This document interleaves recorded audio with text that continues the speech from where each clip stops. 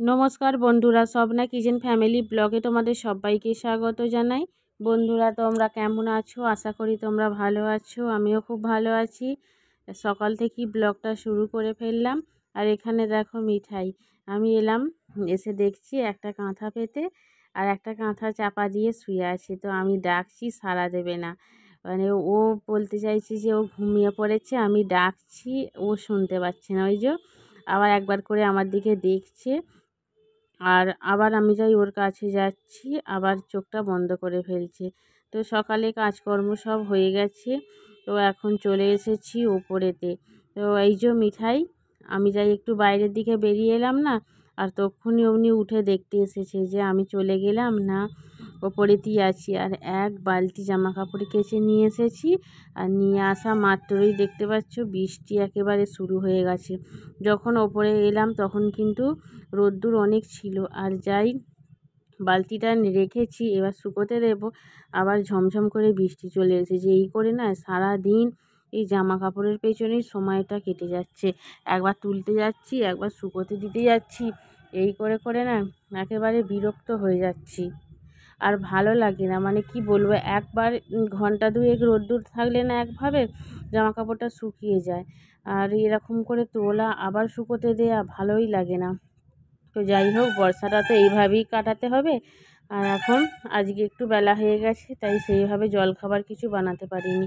আজকে আলু সিদ্ধ করেছি, পেঁয়াজ, কাঁচা লঙ্কা, শসা, চানাচুর, সরিষার তেল, এই সব দিয়েই আজকে জলখাবার হবে। আর তার সাথে এখানে দেখো আমার তো চান টান আগেই হয়ে গেছে, তো আমি এখানে সবজি কাটতে বসে গেছি।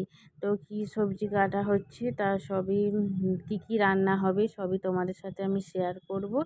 তো সবজিটা কেটে নিয়ে তারপরেই করব। কতবার যে ছাদে উঠেছি আর নেমেছি, উঠছি আর নামছি, এই করে করে মানে কি বলবো, হাঁপ ছেড়ে, মানে কি বলবো, আর নিঃশ্বাসই ঠিকভাবে নিতে পারছি না। এখন সবজি কাটতে বসেছি, আর মিঠাই ওদিকে কিন্তু খেলা করছে। ওর শরীরটা মোটামুটিভাবে অনেকটাই ভালো আছে। আর আজকে বিশেষ কিছু রান্না করব না, খুব অল্পই রান্না করব, কারণ অনেকটা পরিমাণে বেলা হয়ে গেছে।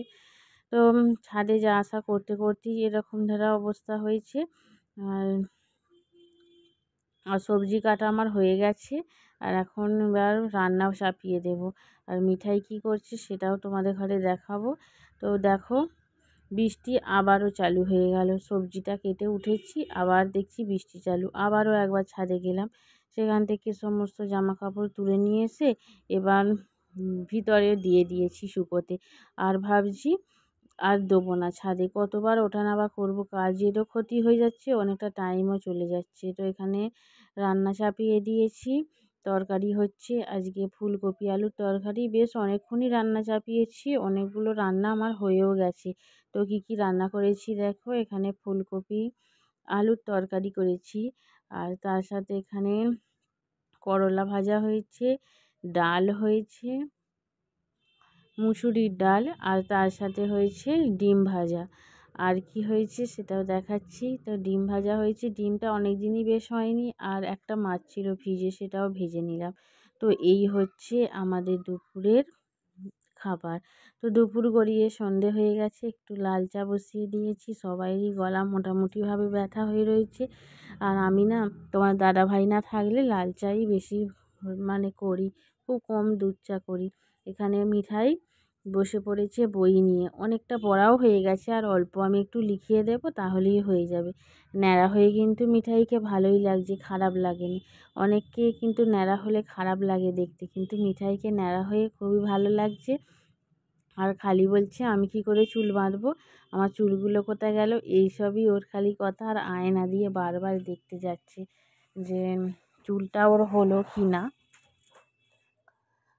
আর এখন ওকে বাটিতে একটুখানি গুঁড়ো দুধ দিয়েছি, ও বসে বসে দুধ খাচ্ছে, আর ওইটা খাওয়া হয়ে গেলেই বাদ বাকি পড়াটা আমি করিয়ে নিয়েছি। আর এখন বসিয়ে দিয়েছি রাত্রিরে রান্না, পরস্পর একটা একটা করতে করতে অনেকটাই সময় চলে যাবে। আর মিঠাই না এখন খুব একটা বেশিক্ষণ জেগে থাকছে না, শরীর অসুস্থ হওয়ার পর থেকে ও 1 ঘন্টা 1.5 ঘন্টা অন্তর অন্তরই খালি বলছে ঘুম পাচ্ছে, শরীরটা প্রচণ্ড দুর্বল হয়ে রয়েছে। তো তো রান্নাটা অর্ধেক করেছি, করার পর মিঠাই খুব কান্নাকাটি করছে, বলছে আমি ঘুমাবো, আমায় ঘুম পাড়িয়ে দাও।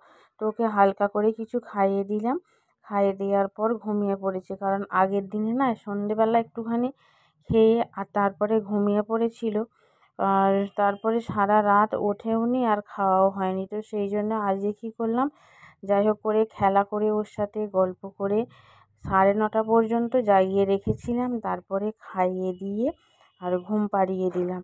তোমার দাদাভাই নিয়ে চলে এসেছে ফল, মিঠাই না একটা দিনও ফল ছাড়া চলে না।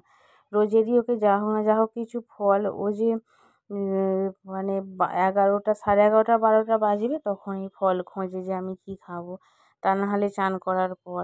কিন্তু ভাত খাওয়ার পর খুব একটা খেতে চায় না, বিকেলেও মাঝে সাঝে খায়। তো লেবু, আপেল এইগুলোই নিয়ে এসেছে। তো আমি আজকে ধুইনি, কারণ অনেকটা রাত্রির হয়ে গেছে, তো পরের দিন থেকে খালি খুলে রেখে দিচ্ছি, কালকে সব শুদ্ধ নিয়ে ধুয়ে নেব। তা না হলে মিঠাই এই যে হাত দেয়, তো বাইরের তো ধুলো নোংরা থাকেই এর উপরে, ওই জন্যে যাই আনুক না কেন ধুয়ে নিই। তো বন্ধুরা, ব্লগটা এখানেই শেষ করছি। ধন্যবাদ।